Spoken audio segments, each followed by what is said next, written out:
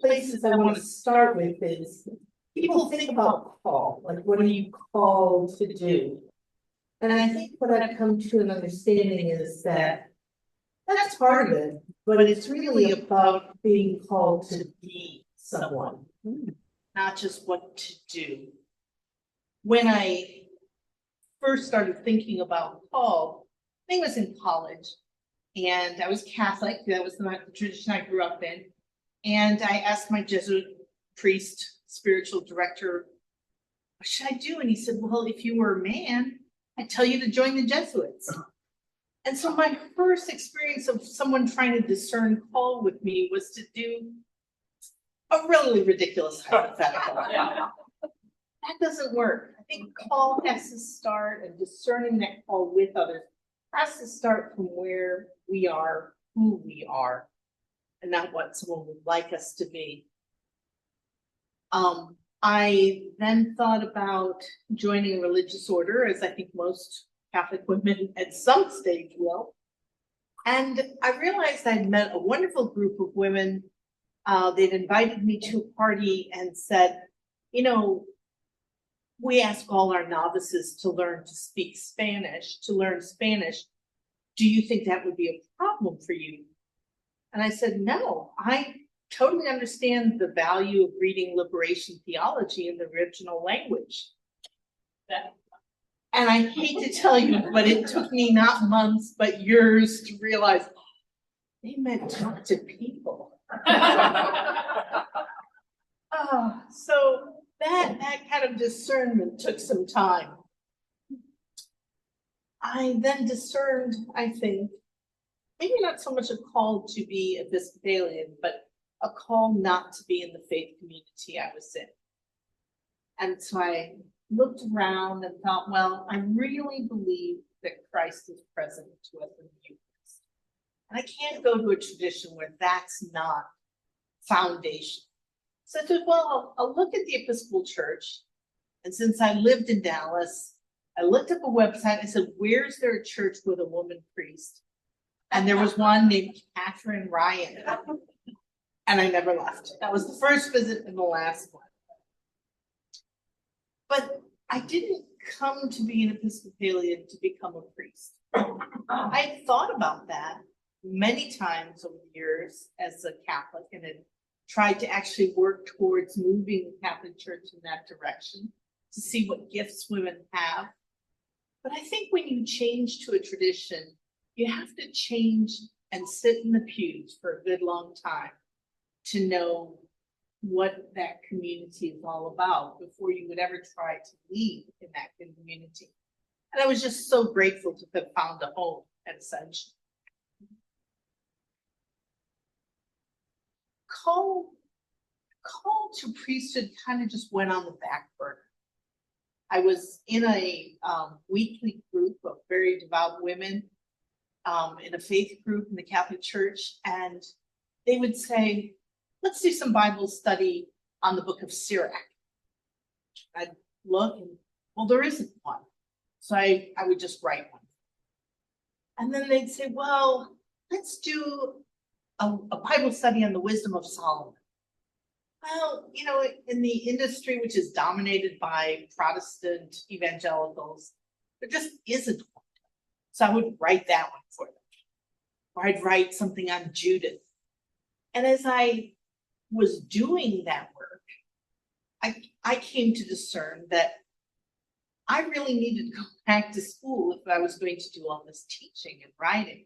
And they had discerned in me that ability to teach and write. And so I went back and I did my PhD in biblical studies.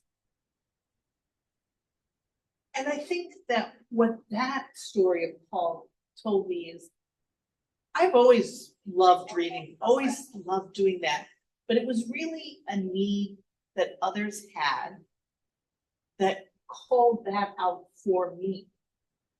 I really believe that that was a call. I mean, just as much as priesthood or as being married, being a scholar is a call. And so I went to write, and I studied hard and still felt, yeah, that's really what I need to do.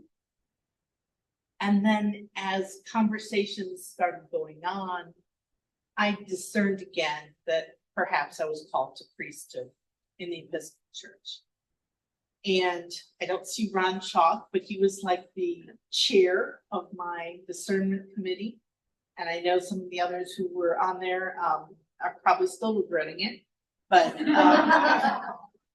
know, that was a wonderful experience, that that call isn't just something you feel like in the mystical mountain, in the cave, by yourself. Well, one of the things I really appreciate about the Episcopal Church, and I think in most serious Christian traditions, that there is a discussion. There is a, here's what I'm feeling or sensing, and people say back to you, you know, have you thought about it a different way? Have you thought about this? And that it's really a mutual discernment. You just don't go to the bishop and say, hey, I'm ready to be a priest. You have to be recommended by your own parish first. And then you go to the Commission on Ministry. There's another series of interviews, and you have to write about your call. And then you go into school. And I went to the Iona School for Ministry, which is it's a 3-year program, but I only had to do 2 because I'd already done biblical studies. There's kind of this constant feedback, and I loved it, of course. But again, call develops. So when I first went, I was very open to, Lord, what are you trying to show me?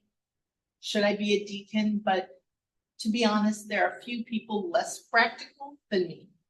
And I don't think if you're impractical, that that's what a deacon does. A deacon is really a person who expresses the service of the church to the world, to the community outside the church, and brings the needs of the world into the church. And as my priest, when I applied to join the Jesuit Volunteer Corps, said, Annelies is very engaging and talks to all the street people that come to our ministry, but sometimes you have to remind her to turn the coffee pot on. So clearly, I don't think anyone in our group had difficulty discerning that I was not cut out to be a deacon. One of the things that was really so overwhelming when I got to Iona was the idea, like, oh my gosh, there are these amazing people. I mean, people who had suffered through years of alcoholism, people who had suffered through abuse, people who had experienced long, deep ministries as lay people. And I walked around thinking, I'm not worthy to be here. I shouldn't be here. But what really carried me through those first months, you know, and I would call Paul, but what carried me through was that I had not signed up to go on a course.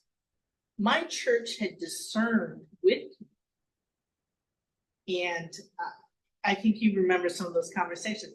They discerned with me that I was called to do this, and that is really important. So if you ever have the chance to serve on someone's discernment committee, it's really a blessing that they will carry forward. As I was studying there, I had this priest teach us theology who was very into bricolage.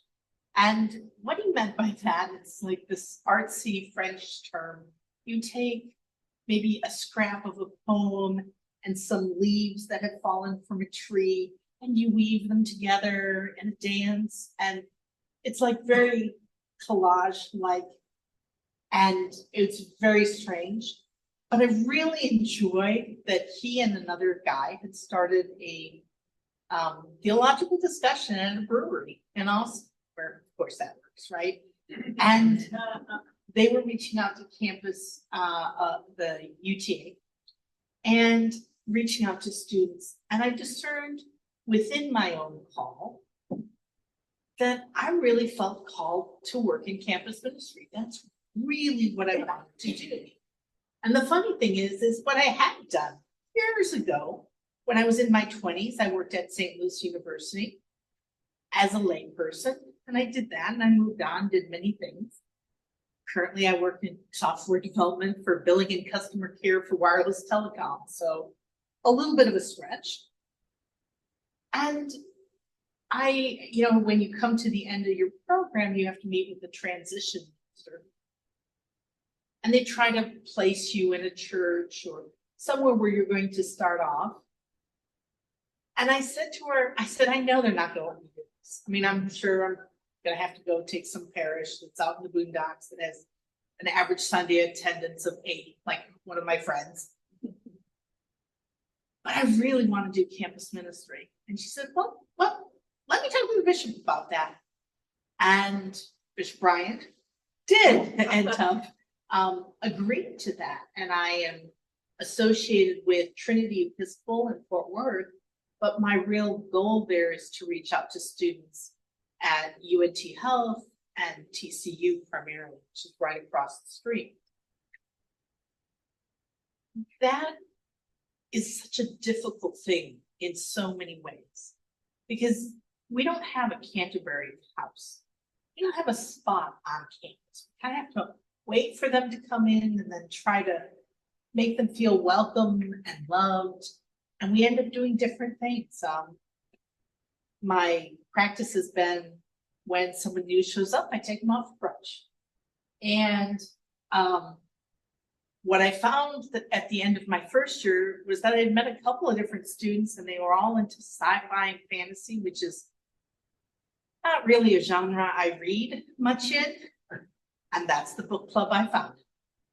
You know, you find yourself stretched to do different things, not because of what you thought you were going to do. That is not what I thought I would do as a campus minister, but because of who you are. And my goal is to have a heart for students, to be with them, to let them know, you know, the church is here and we can talk about books, and if you have other needs, we can talk about that too. And so I think that's been really, for me, a blessing, is to see how vocation is just the starting point, really. And it's more about who you are than what you are to do. Another thing that I have discerned as I've grown, gone on and thinking of my character now, is that I'm a very private person, just kind of who I am. And yet what I have found is that people who are in the LGBT community need me to be more open about who I am, that I'm bisexual, and that this is part of the church too. We have ministers who are gay, lesbian, trans, bisexual, and that actually is also a blessing. And it has forced me to be more open about my life, and to talk about that, and to put myself out there. And that changes me. And so I think when you think about vocation and call to ministry, one of the things you have to be ready for is that it's going to change you. I see a lot of people in this room that are married. I'm pretty sure that you're not the same people. I know some people are going on 40 and 50 years of marriage. Pretty sure you're not the same people that you were when you first tied the knot, right? Yeah, I see some nods. Okay. Anyone want to say something about that? I mean, if you're here without your spouse, I mean.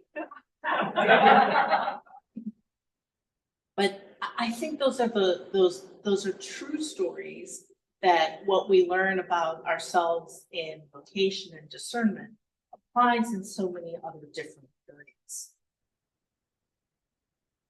There's another part of vocation that I just want to mention, and that is that it was, it is, and it is to be, which is a very, very Christian thing to say, right?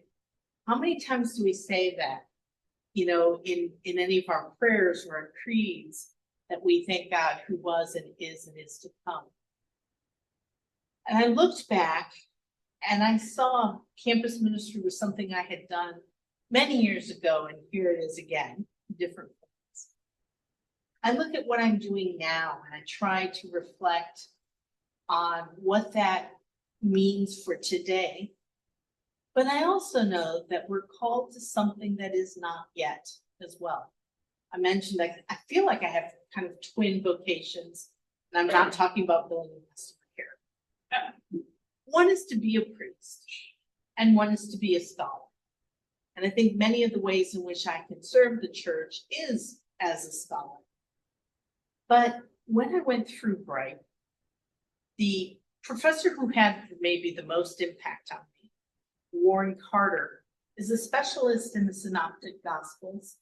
And what he's very known for is looking at the early Christian movement within the early Roman Empire. And he says it's not the backdrop, it's the foreground. This is what's going on. And oh, there's little tiny groups of Christians in corners somewhere swimming in the soup of imperial life and ideology. And it was another one of those, oh, this is interesting. I always loved the classics growing up and in college. And when I heard that we could study the classics and it would help with understanding the New Testament, I was flabbergasted. It was like, wow, this is so freeing. Something that I love can be joined up with another thing that I love. And so I did my studies, and when we get to the dissertation stage, you meet with your advisor and you talk about what you want to do. And the only thing that I knew going in is I knew I was going to focus on the Gospel of Matthew. And an hour later, I came out and I was working on Mark. Okay.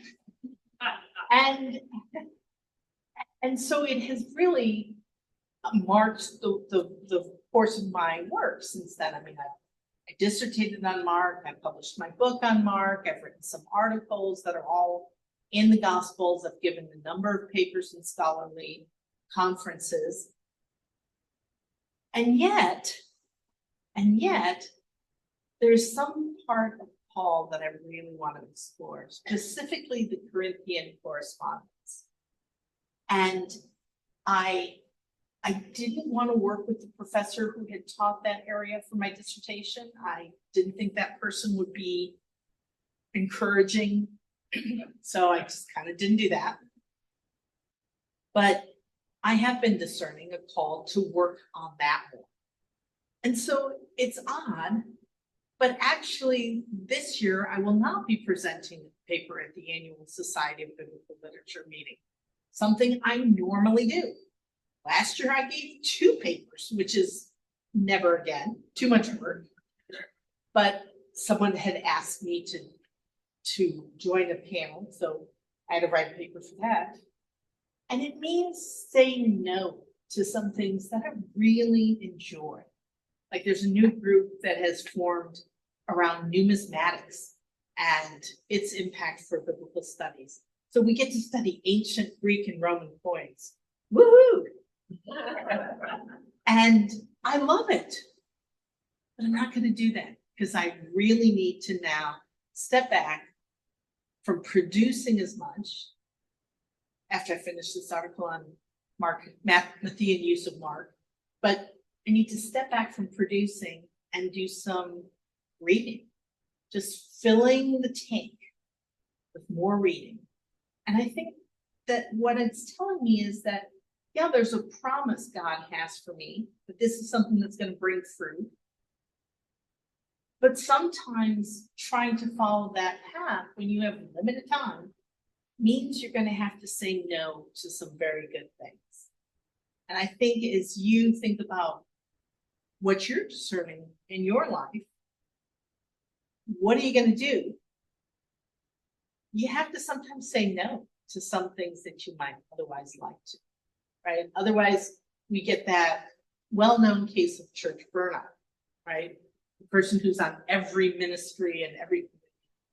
So I think some of the things that I've learned is to trust that there's a not yet, there are still calls that we continue to experience. And I hope that that is something that you are experiencing as well and have something to look towards.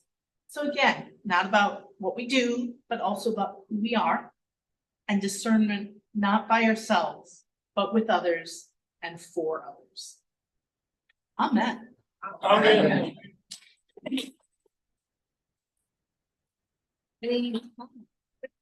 Jane, how do you guys do that? Yes. Comments and questions? Okay, I see Janie has one. I was just gonna say that I love your insights when you're trying to listen to the voices of God and where they're coming from on which ones you say not now, or no, or yes to. Because sometimes I'm not sure which one is somebody else's good thing and which one's mine. Mm-hmm. How do you approach those questions? How do you? I usually start with why this, why me, why now? Mm-hmm. Mm-hmm.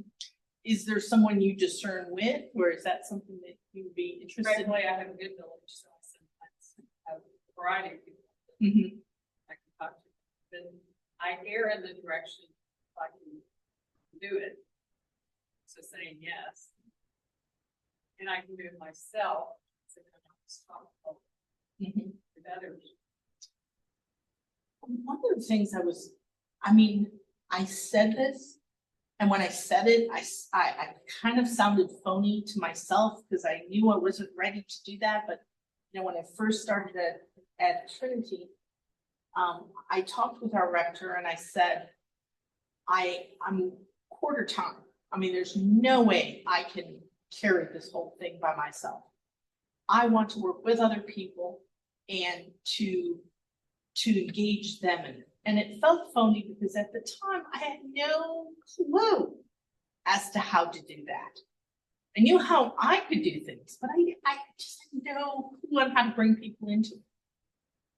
And it was really only this third year that I got a chance to start doing that. And it's been fantastic. And, I mentioned I'm not always remembering to put the coffee pot on. The thing I hate the most is hosting people. I don't mind paying money for somebody to bring food in, but cooking more than one dish that has to come out at the same time, it's just doesn't. I mean, and cooking for more than one or two people. I mean, I've been singing my whole life. I just don't know how to do that. And so I asked our rector if I could do this, and I put a note in the bulletin. Does anyone want to help feed college students? And I was amazed that there are these people, especially moms of kids who are college age or whose own kids have already gone past that stage. They don't want to write a prayer. They don't want to lead a Bible study. They want to cook taco soup and all the fixings and bring it and serve it. And it's like, wow, this is fantastic. And recently I had someone who came and brought some brownies, and she said, I always encourage people, hey, hang out, grab a plate, eat with us. She said, this is so much fun. I just love this. I want to come again.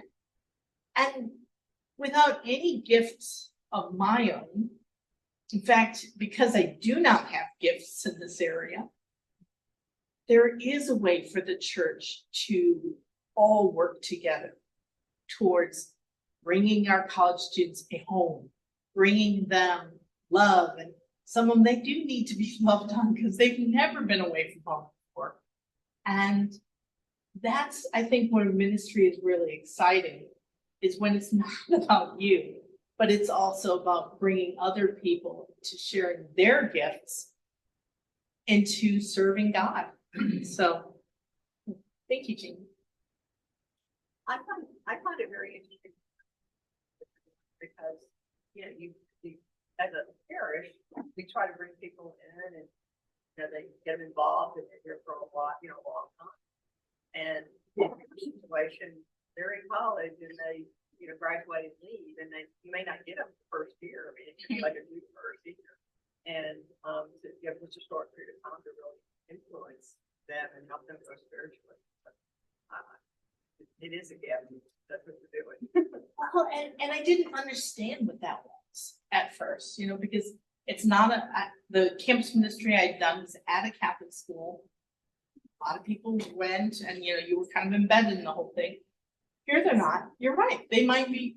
One young woman said to me recently, well, I'm a junior, but I kind of think maybe I should start going to church. Like, okay, if I can get her, I can get her for 2 years. But what has helped me is meeting people in the church who are church planters.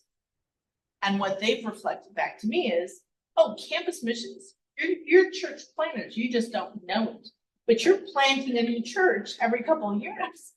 And it's true. So I really try to hold it lightly, because these kids, wherever they show up or whatever they show up for, they're here for a little while and then they're going on somewhere, and that's okay. I mean, maybe right now we're doing a sci-fi fantasy book club, and when these, you know, the primary people in it graduate, maybe we won't.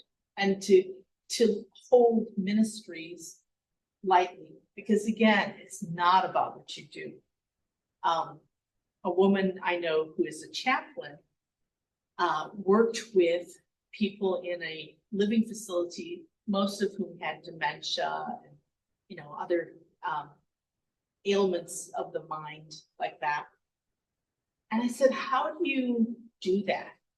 Like, a lot of these people can't speak. They don't have anything that they can converse with you. I mean, you're not going to go there and do a Bible study. How do you do that? And she said, people don't remember who you are or what you said. They remember how you make them feel. And if I can sit down and pray with someone and make them feel loved on, that's what I'm going to take away from that. I thought, that is such a profound thing. My own mother is starting to deal with dementia. It's something that I've really taken to heart. And I try to take it to her with these college students who have their own special mental breaks sometimes, to say it is about how you make them feel, not whether they can recite the Nicene Creed, understand it, if they have an opinion on the filioque clause, 1054, y'all. It's not that, and it's something that's really kind of outside my comfort zone. I'm much more comfortable talking about, did the Holy Spirit come through the Father or through the Father and the Son? That's fine, but this is the kind of thing that I think maybe God just has a sense of humor. Because I'm not the person I would have thought God would pick for ministry. You know, maybe to be a scholar, yeah, but not ministry. So I think it just kind of works that you learn as you grow. And you need to read that First Corinthians where it's talking about here in the eye and the hand, you know, can't do God. Right. Right. And I mean, I think that is interesting.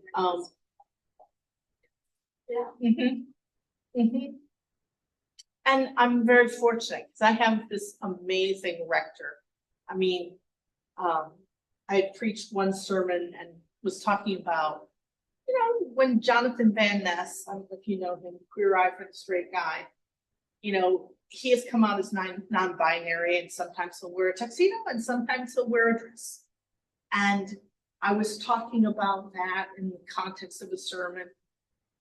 And after the sermon, my rector came up to me and said, okay, so one of the parishioners came and complained to me about your use of that. And I was all ready to defend myself. And he said, no. I want you to hear what I said to that person. And it made me realize how important it is, no matter what kind of ministry you're doing, to have allies, to have people who stand behind you and with you. And whether you get it right or wrong, it doesn't matter. You're on a certain journey together. That it's been great. And I think, I'm still a baby priest. I've been ordained 2 years now. And it's something I feel like I can still learn so much from having this much. I mean, he's not really all that much older than me. He's just been a priest for so much longer that he's been a real good mentor.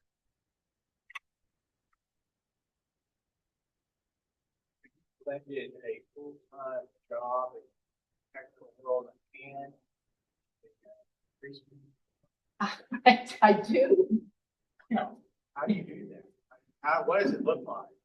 Well, I mean, I'm fortunate in that my technical job is more Monday through Friday, 9 to 5. Sometimes that means I'm on the road to Fort Worth right after work, and I'm in rush hour traffic. So that's not a huge amount of fun. And I'm there on Sundays. But I think there's a value. Like, one of the things I've been reading about is AI and working on that. And I preached on it and was able to use examples from it. That's not a sermon people are going to hear from many seminary trained priests. It's just not.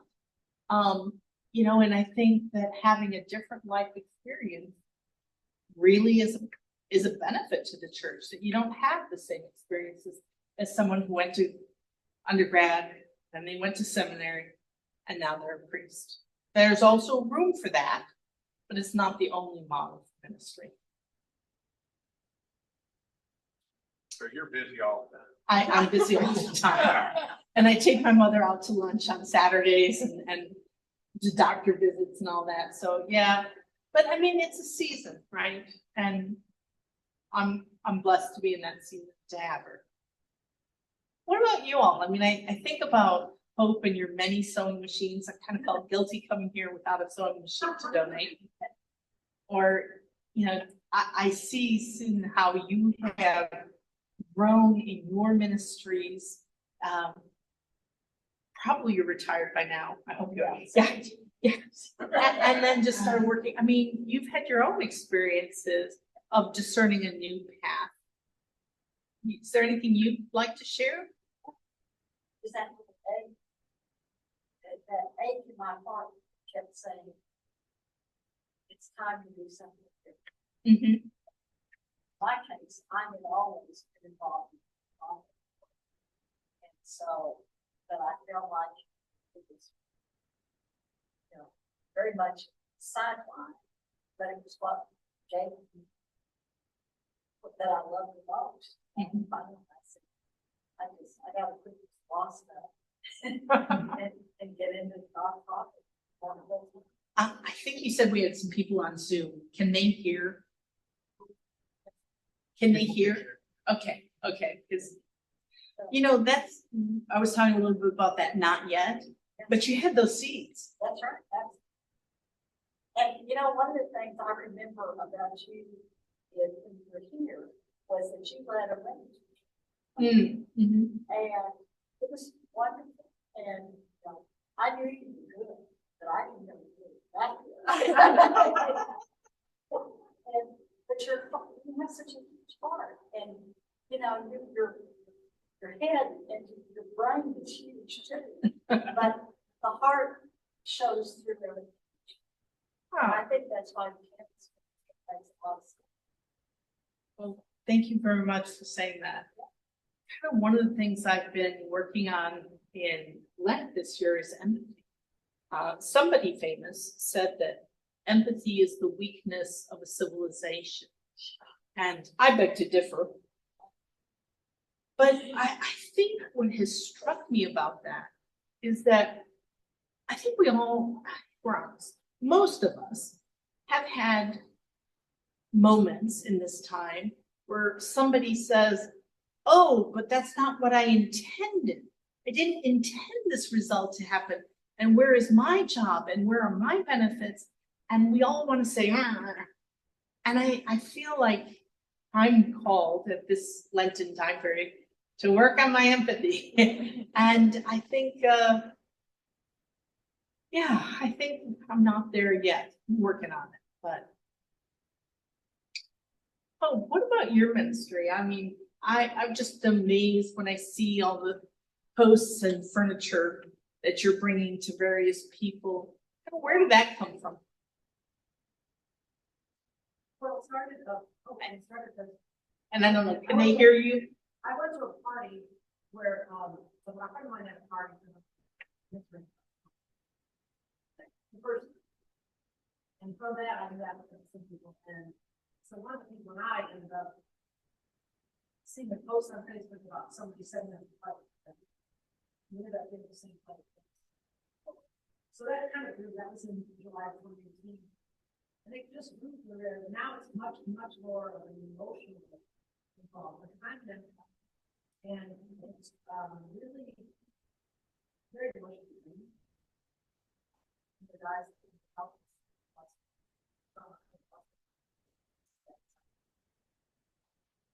But, you know, then hearing the stories of what these makes your life so much easier. But, so yeah, there is a part of it that we bring stuff to people, but it all goes into listen to them and sit down.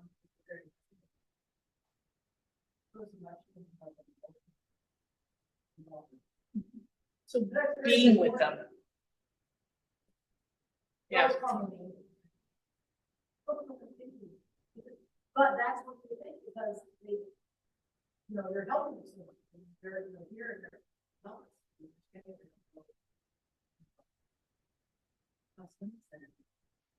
They need help in a lot. Mhm.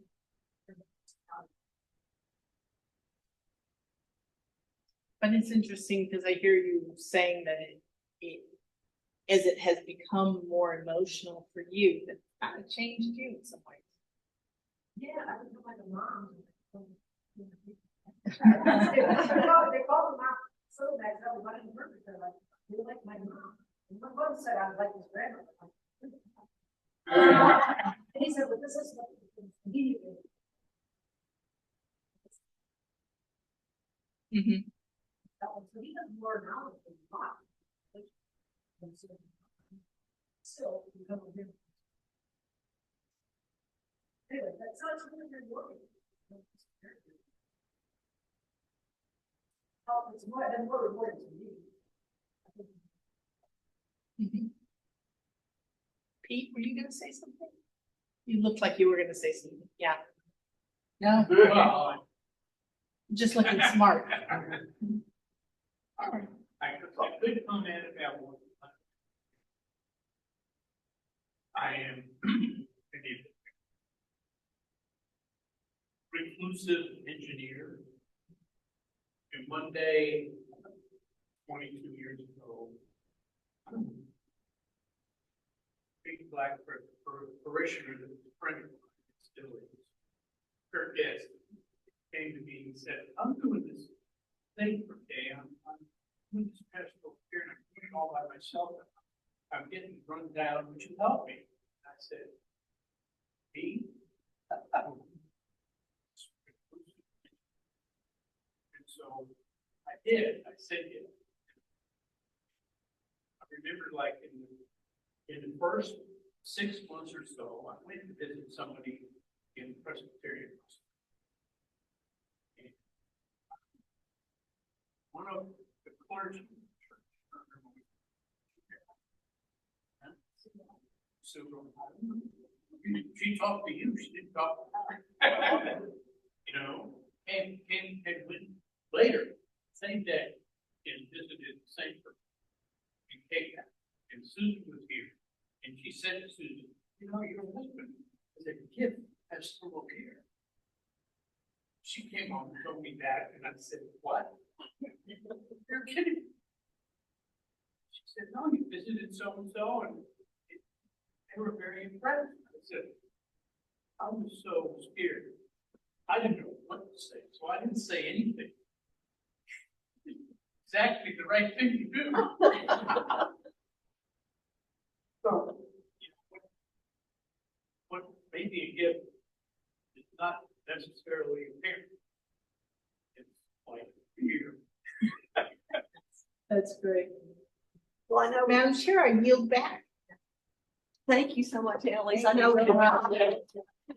A great job. Thank you. And I appreciate you asking questions. We haven't had anybody ask us questions. And I think there was a lot of insight that came out of that. So, just like as a true teacher would do. But I know y'all want to go. We're running a little bit late. Appreciate your patience as we try to get things together. Next week's our last one. Chris Reed will be our speaker. He'll be coming to us from this if we can make it work. So we're going to come early and make sure we get him online.